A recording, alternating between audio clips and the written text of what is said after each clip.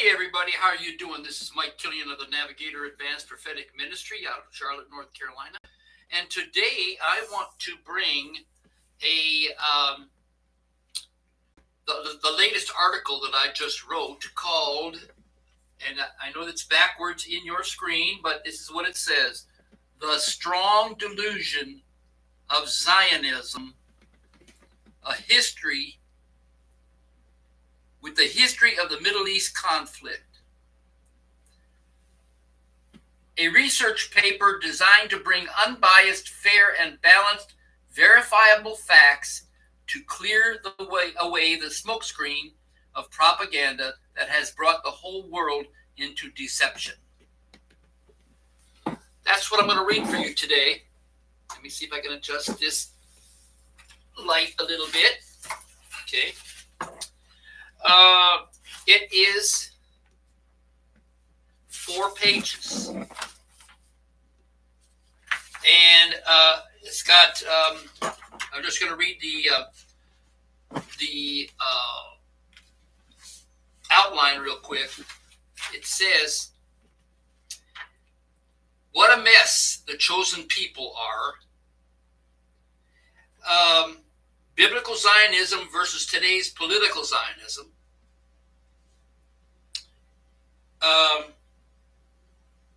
The history of the Zionist conquest of Palestine.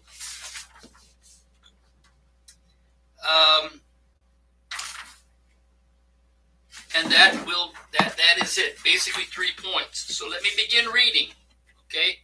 And before we do, give me a thumbs up and hit the like button. It helps me to get better coverage. You know how it is here on Facebook, on YouTube and Facebook. You've got to show that people are listening to you. So please send me a thumbs up and subscribe, and hopefully people will be helped and clarified by this message that I'm going to bring you today.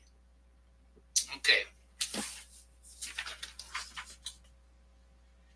My purpose and my reason for taking the time to write on this subject is because on October 7th, 2023, when Hamas attacked and penetrated Israel's Iron Dome and their supposedly impervious security network, where the usually alert border security agents seemed to wander off for a moment for a coffee break, long enough to let Hamas enter the country.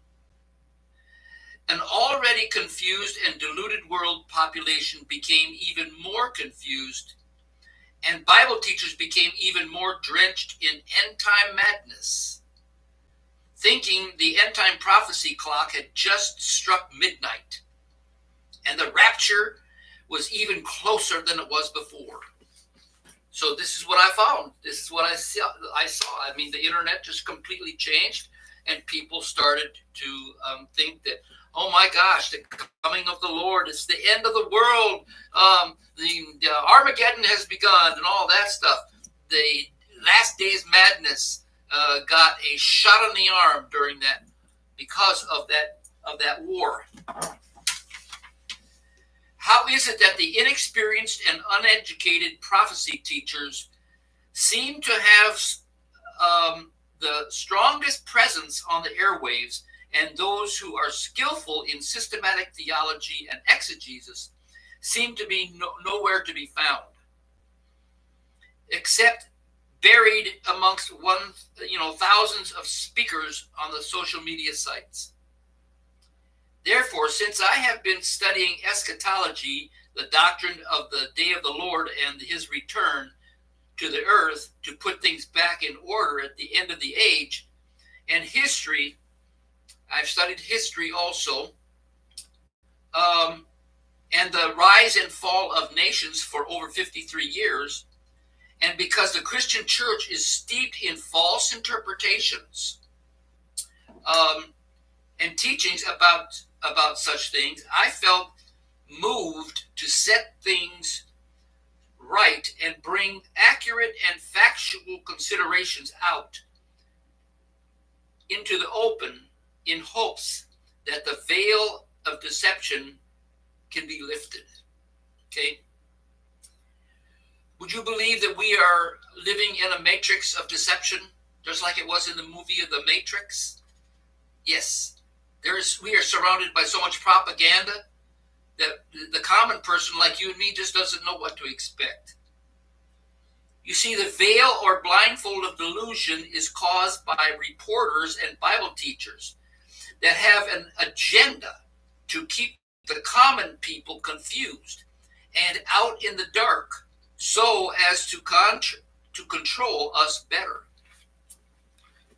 But today we are living in the 8th Great Awakening, and another enlightenment, another reformation, and another renaissance is upon us, and people like me are waking up, rising up, wising up, and speaking out. And we are seeing whistleblowers blowing the whistle and exposing fake news and false teachers who are teaching falsely. Now that's what I consider myself. Now I am not an insider. I am it's like in ancient times there were 3 types of watchmen. You had the watchmen that were out in the mountains, paroling the countryside, looking far off into the distance to see what was coming. When they saw something coming, they would either send a carrier pigeon, or they would do smoke screens and stuff like that, or send a messenger back to tell the watchman that was on the wall. Okay? And then the watchman on the wall would tell the watchman who was circulating in the streets. I am a watchman on the wall. Okay? So I am not the ultimate source of this information. I got this information from the other watchmen. Okay? First of all, a discussion between biblical Zionism and political Zionism. Plain and simple, biblical Zionism is what God calls his holy nation on earth, living in obedience and blessing, carrying out his ministry that he gave them to be a blessing to all nations. It is basically the perfect church. This is the kingdom of God on earth as it is in heaven, as he designed it. Unfortunately, the chosen people, that is the royal priesthood, only fulfilled this calling one time in their history, and this was during the reign of David and Solomon. And then Solomon eventually went off into idolatry, and Yahweh had to put an end to that. By the grace of Yahweh and by prophetic decree, I declare, may Yahweh raise up a new Davidic mighty men, and Jonah's army, and Gideon's 300, and Joel's unique people, and may he anoint them to restore the kingdom of God on earth. That is my prophetic declaration for this season. Political Zionism is just that. It's political. It is a modern day political doctrine that has nothing to do with God. Political Zionists are secular Jews who hate Christ and fulfill what the Bible calls the tares amongst the wheat. The false brethren crept in unawares from the book of Jude, and the false brothers secretly brought in secretly to bring us into bondage. That's in Galatians 2:4. And the synagogue of Satan from Revelation 2:9 and 3:9. So that's what the political Zionist system is. It's the synagogue of Satan. Now, I am open to questions and I'm open to correction. So if you can, comment, that would be just fine. All right. And you can see my email address up here in case you want to send me a private email and ask questions and make comments. Okay.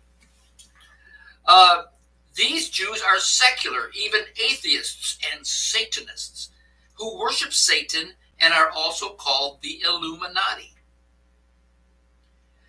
You remember from your dollar bill. These are not your true bloodline Hebrews from the line of Seth or Eber. That's E-B-E-R, the line of Eber, the root word for Hebrews. They are the innocent Jews, the common people. The people from Seth and Eber are the true Jews, and they are the innocent people in Israel, in both the Arab countries and in Israel. You have innocent people, the masses, that do not go along with their governments because the governments are corrupt. So you got Hamas over here, you got the Palestine Liberation Organization over there, and then you've got the Mossad, and you've got the IDF, and you've got the Zionist government that is basically a project of the Rothschilds and the Rockefellers and the international bankers. Okay? The Illuminati Zionist Jews are the ruling elites who are one world globalists and who have infiltrated every sector of our societies and have ruled all nations, beginning with the banking system and then the political, legal, medical, corporate, pharmaceutical, military, and industrial complexes, the United Nations, the NATO, and the World Bank, the central banks, the Federal Reserve, the IRS, the Vatican, the International Monetary Fund, the British royal family, entertainment and communications, the media, and even Christian denominations. These people, these satanic Illuminati Zionist Jews have infiltrated even the Christian church. That's right. Are you able to identify wolves in sheep's clothing? They use their power to create wars and conflicts in the world, to keep the masses afraid and divided so that they can control us better. They even create diseases and viruses and vaccines, all for the purpose of control, to bring us into a new one world government under Lucifer. Revolution in Russia in 1914 to 17. That was the Bolshevik Revolution. The Bolsheviks were Marxists, and Karl Marx was an international Illuminati Zionist Jew. They wanted to overthrow the Christian monarchy in Russia, and the Illuminati Jews also infiltrated the Third Reich. And so they also were a part of the SS in Hitler's Germany. And they were the ones that carried out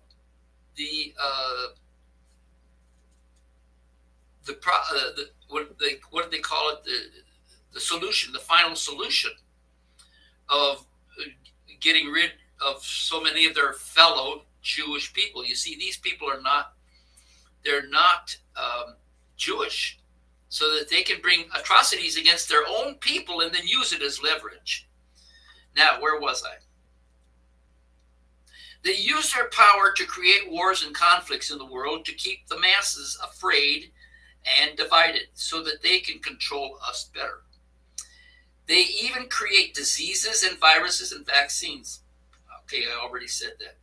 Revolution in Russia in 1914 and 17, exterminating, listen to this, the Bolshevik Revolution was a Zionist Jewish group that went into Russia in the Bolshevik Revolution and killed the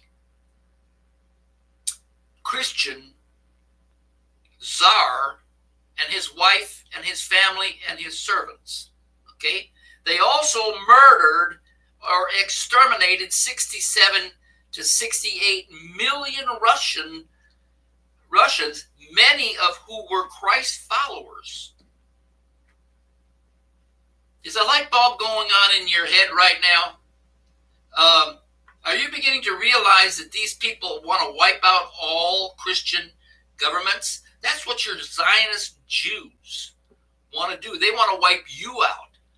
If you're a Christian or you're doing anything good, even anybody who's not them, see, they'll wipe out a Buddhist, they'll wipe out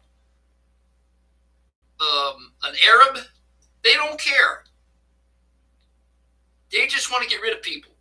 These are the globalists, the ones that want to decrease the population of the earth from 8 billion down to 1 million. And they'll do anything they can to get rid of you and me. Okay? Now, all for the purpose of control, to bring us into a new one world government under Lucifer. Remember on the dollar bill, the pyramid with the all-seeing eye? And the inscription underneath, it says Novus Ordo Seclorum. That means the new secular order of the ages. And then it says, in God we trust. Well, that's not your God and my God. It's not Yahweh. That is Lucifer. That's who their God is. And the symbol of the all-seeing eye is Luciferian. Okay? Okay. They also created Nazi Germany and Hitler, who was a willing participant. The World Zionist Congress was formed to promote a Jewish homeland for persecuted Jews. They chose Palestine because of its historical significance.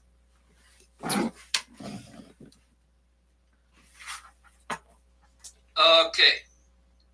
These non-religious Satanists who say they are Jews and are not, but are of the synagogue of Satan,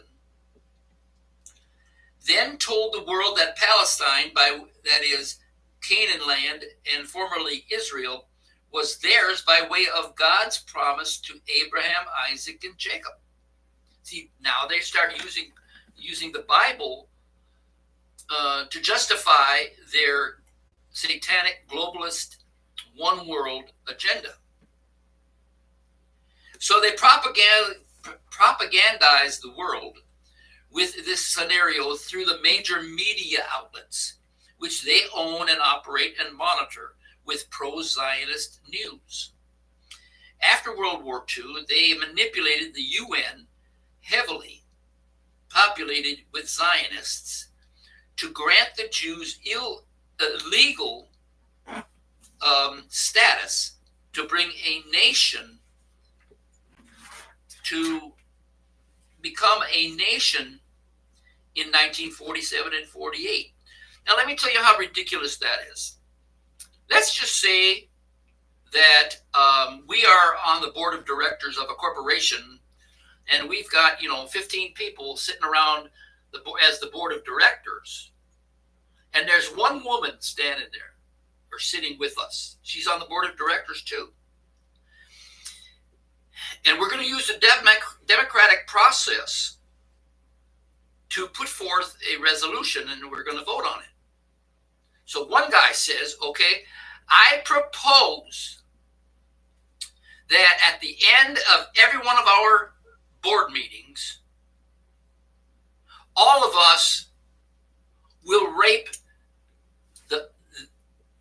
the only female on our board of directors.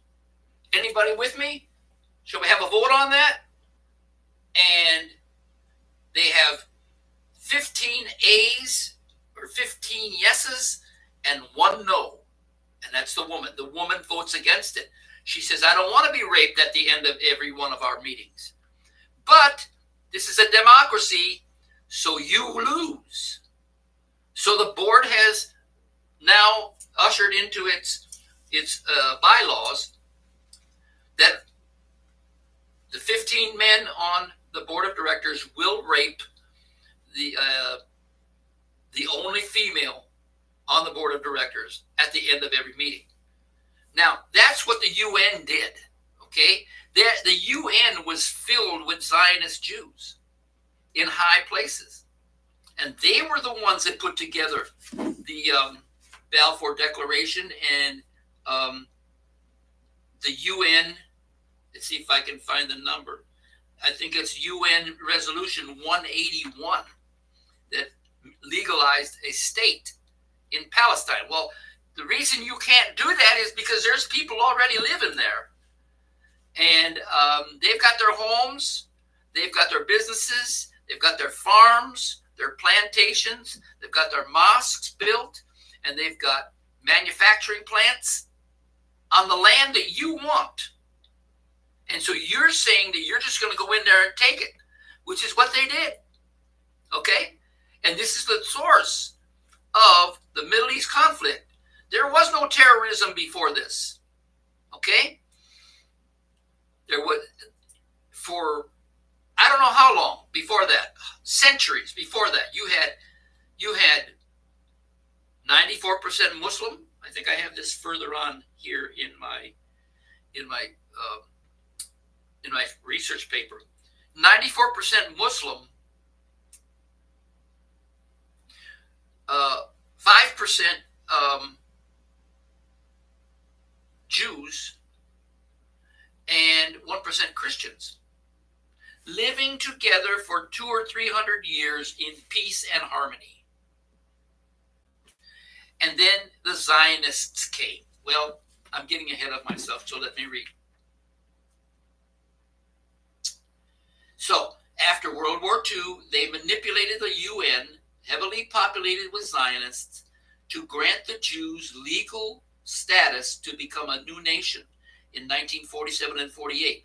In the beginning, the unsuspecting and sympathetic Arabs accepted the Jewish refugees into the country. See, they were innocent.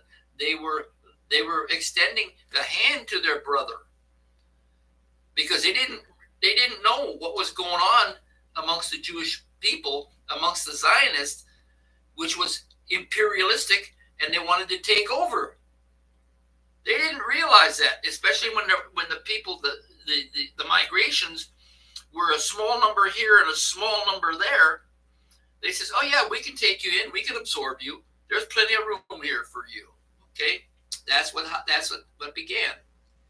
Not long after that, even in 1948, masses of Zionist Jews entered the country, and it began to get crowded. They then organized Zionist terrorist groups that went on a terror rampage to take over Canaan land, just like Joshua and Caleb did. So they thought that they were in the anointing of Joshua and Caleb, and they were wiping out the Canaanites.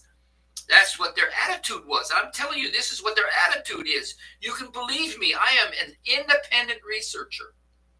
Okay? I didn't make this stuff up. I don't have any biases. Okay? I do have a bias now, but not when I started. Right now, I am for the innocent people that got raped and pillaged and mass genocided because of the Zionists. It wasn't the Arab terrorists that did it, because there were no Arab terrorists in the beginning. The first Middle East terrorists were Zionists. But I'm getting ahead of myself again. Okay. At first, the sympathetic Arabs accepted the Jewish refugees into the country in an act of compassion and moved over to make room for the persecuted brothers through Abraham. Not long after that, even in 1948, masses of Zionist Jews entered the country, and it began to get crowded. They then organized Zionist terrorist groups that went on a terror rampage to take over Canaan, just like Joshua and Caleb did. I'll tell you about those massacres in this booklet. For hundreds of years prior to the creation of Zionist Israel, Arabs, Muslims, and Jews and Christians lived together in peace and harmony with very few conflicts. But there were some, but not like after the Zionists, who are really not Jews, started to fill up the land. Okay? In the Bible, we read of Joshua's conquest of Canaan, but now we have seen the Zionist conquest of Canaan, which is nothing more than Zionist terrorism and mass genocide. Let me emphasize mass genocide. Don't believe me? Read on. God has asked me to write this account so the world will be made the world will be under the strong delusion no more. So now we have the history of the Zionist conquest of Palestine. I got this from ifamericansknew.org history. ifamericansknew.org/history. During the 1800s, 86% of Palestinians were Muslim, 10% were Christian, and 4% were Jewish. They lived in peace for centuries. Page 3. The idea of a homeland for the Jewish people first surfaced in the 1830s, but became a serious effort in 1897 when the very first meeting of the World Zionist Congress met in Basel, Switzerland, and Theodor Herzl presided over the World Zionist Organization. The purpose of creating a new homeland was to escape persecution. The first migrations, let's see, I think there are 5 aliyahs. They call them aliyahs, okay, which means to ascend and to rise.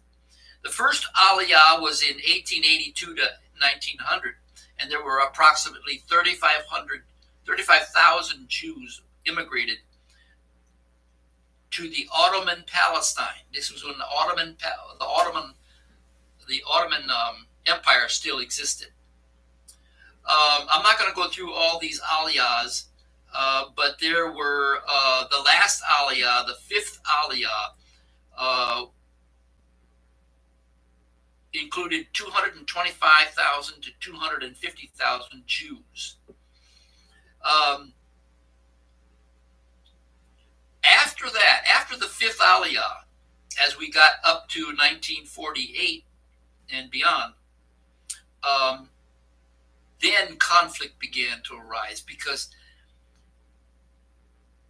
as I have uncovered in my research, the places where the nations where Jews lived, they called the Jews pushy people, pushy and controlling. Okay, kind of like narcissists. Okay, this is reported amongst the nations. Okay, in 1947, the United Nations passed Resolution 181, agreeing to the creation of a new state of Israel, but called for a 2-state partition, one Jewish and one Arab, in hopes for peaceful coexistence. I wonder if that's going to work. At this time, Israel was organizing their military. Okay, so at the same time that they're coming into Palestine, trying to let the Palestinians believe that we're just the poor persecuted Jews. We're looking for a homeland. Please love on us. Please love us. Please show us some grace. They're organizing a military for a military takeover of that land. So it's either you're gonna accept us into this land willingly, or we will kill you.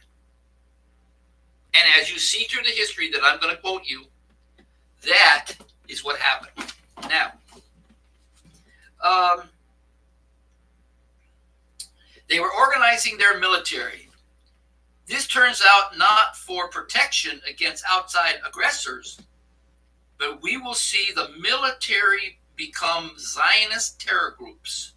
After all, The Greater Israel Project, the Zionist vision to inhabit all the land from the Nile to the Euphrates, as written in the Abrahamic covenant, was the intention of the Zionists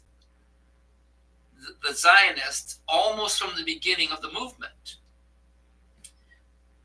The Greater Israel Project includes legal, and I put that in quotes, legal annexation of lands owned by the Palestinians. Now, it's not legal, okay? When you steal my property, that's not legal. I don't care if you have you and the local council has voted to take over my property. You can't do that. It's illegal. So that piece of paper that you've got there where people voted 8-2 to take over Mike Killian's land is illegal. I don't care if you passed it as a law. It's an illegal law. It's called unconstitutional. That's what it's called. Okay. Where was I? That's called the Greater Israel Project. Zionist Israel plans to force Palestinians off their properties so that they can expand the Jewish state, eventually all the way to the Euphrates River. This is their objective. And the Arabs knew this, and that's why they formed terrorist groups to combat this. Okay?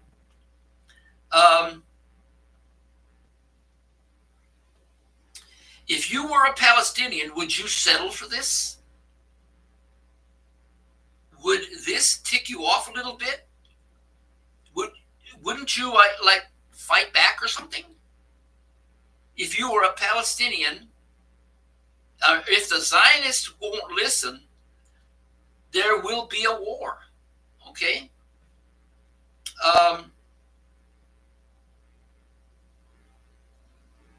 In an article I read by Alan Brumfield from the Washington Report on Middle East Affairs, the title of the article was called "Zionist Terrorism Displaces Palestinians to Create a Modern Israel State."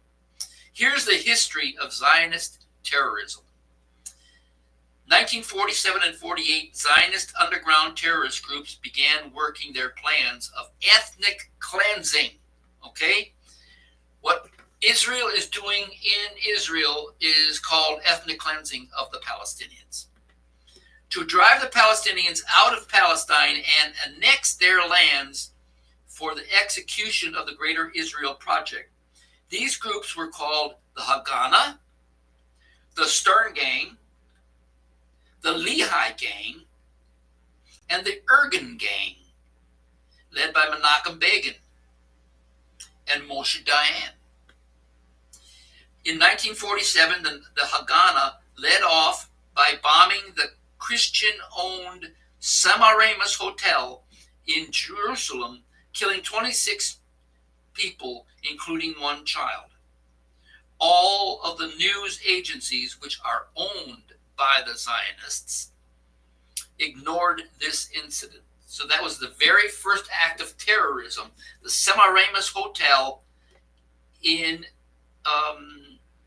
Jerusalem in 1947. Then the Lehi Gang assassinates Lord Moyne, a British cabinet member who was working on programs for peace with the Palestinians. Then in 1947, the Ergun Gang, led by Menachem Begin, bombed the King David Hotel, which was the headquarters of the British consulate. 91 people were killed, including Jews. But Zionists don't care. Zionists don't care for the Jews that they are not, because they are not Jews. They are descendants of the Khazarian Empire. You might want to do a study on that for yourself. That's Khazar, Khazar Kingdom. Khazar Kingdom. Okay, now.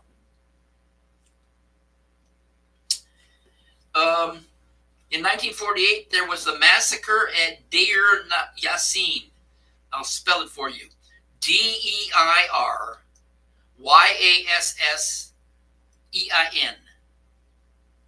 No, Y-A-S-S-I-N. The massacre at Deir Yassin was led by the Lehi terrorist group and the Irgun and the Haganah. Yassin was a Palestinian village outside Jerusalem with over 1,000 women and children were shot. And as the husbands returned home from their fields after work to see the devastation, they were lined up against the wall and shot to death. This action, a land grab for sure, spread fear into the Palestinian villages. Then in 1956, there was the massacre at Kfar Qasem, an Arab village. The IDF troops slaughtered all the villagers. Then in 1995, there was the assassination of Yitzhak Rabin by a Zionist, ultra-Orthodox religious zealot, Yigal Amir, who opposed the signing of the Oslo Accords, which accepted the PLO as a legitimate spokesgroup. See, they didn't want to hear from the Palestinians. They didn't want to recognize a spokesgroup, and they didn't want to recognize that now, by this time, the Arabs were building up their own military, and they were getting help from Russia and China too. So a lot of times in the news, when you hear about the Middle East problems, the Palestinian people who now have a military, and it's called Hamas, which is not really representing the people, but they are a terrorist group in themselves. Can you blame Hamas and the PLO for wanting to kick back against Zionist atrocities? But if you listen to the news, you'll think it's all about Arab terrorists. No, they were not the first terrorists. The Zionists were the first terrorists. The Zionists have violated international law for over 70 years, and the Netanyahu administration plans on annexing and actually stealing more land from the Palestinians. This is the real reason for the faked, planned Hamas invasion on October the 7th, 2023. This is the Greater Israel Project at work. Israel wants the Gaza Strip for a canal construction and home and apartment construction, which will mean more jobs for the Israelis. Terrorism and ethnic cleansing has characterized Zionist domestic policy since 1948. And it is accelerating in this time because this is the reason the Zionists want to bring their Messiah, Antichrist, to power. Even Israel's allies are turning on them, saying Israel's policies and tactics are pure mass genocide. The Arabs began to amass a military after 16 massacres of Arab villages. I'm wondering what took them so long. I would have started doing something after 3. But the Palestinians are the ones that have practiced patience in this. But it's just like a pendulum swings. You know, if the Zionists are going to kick in, you know, if the Zionists are going to bring an action against the Palestinians are going to bring an action back. So therefore, you got to understand both sides of this conflict. Who terrorized who first? Okay. There were 33 massacres all total. They were forced to take up arms, and after no one condemned Israel in their early years, the Palestinians formed terrorist groups. Can you blame them? Since 1948, over 1.5 million Palestinians have been driven from their homes, businesses, their mosques, and they have been bulldozed to build new Jewish settlements. 500 villages have been destroyed. For decades, Israel denied all of this. The 1967 Six-Day War, Israel launched a surprise attack on Egypt. Israel attacks the U.S. Navy ship, the USS Liberty, injuring or killing 200 United States sailors. This act of war went unanswered by Lyndon Johnson, who is a Zionist, okay? Zionist, grown up and worked his way up high in the American government. And this is the problem we have with our American government. We have been infiltrated. We do not have the discernment or the knowledge or the backbone to keep our enemies out. Okay? We don't know how to do that. Over 10,000 men, women, and children have been put in prison by the Zionist state to be used as slave labor. Few have ever been to trial and have been falsely detained. Prisoners are routinely tortured. The Gaza Strip has been called a prison colony. U.S. aid to the U.S. to this apartheid state is in the millions per month. We give money into this mafia operation. That's what we're doing. Israel kills 400 children. Israel could not exist without this United States aid. Okay? We're propping that up. You and me as taxpayers, we're propping up the satanic government of Israel. How does that make you feel? Ticks me off royally. In 2009, Israel kills 400 children and 900 plus adults in Gaza after Hamas, who doesn't represent the Palestinian people, fired a few simple rockets into Israel that didn't hit anything. Israel cares nothing about killing civilians. Israel thinks nothing of firing rockets into schools and hospitals. In 1982, Israel invaded Lebanon.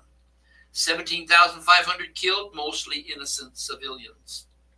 In 1996, the Qana, that's Qana massacre, took place. 106 Lebanese civilians forced to flee.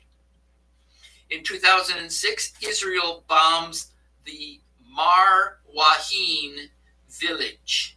Civilians ordered out of their homes, then slaughtered by helicopter gunships. 1,000 are dead. Okay. I think you get the picture. Do you still support Zionist Israel? I don't support the government. In fact, I only support the innocent people that have been terrorized. And that's on both sides. The average people, the average person, run-of-the-mill citizen of the Arab states are wonderful people. When I went to Israel in 2001, I went on a tour. And our bus driver, our tour guide was a Jewish man. And the bus driver was an Islamic man. And they were in the middle of Ramadan, the fasting season, so he didn't eat throughout the day. But their families lived close to each other, and they loved each other. So that's what the real Israel and Palestine is. People loving each other. It's the people at the top that are rotten, rotten to the core. It is past time that Christians start to question their teachers when they take a pro-Zionist Israel stance. Realize the media is owned by Zionist corporations and Christian news organizations are merely copying someone else's work. Blind guides repent. Now that's my article. Okay, that's my article right there.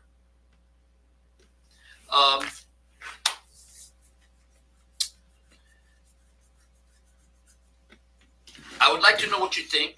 Make sure that you give me a thumbs up and subscribe. I would like to expand this ministry so that I can get the word out. Thank you for listening.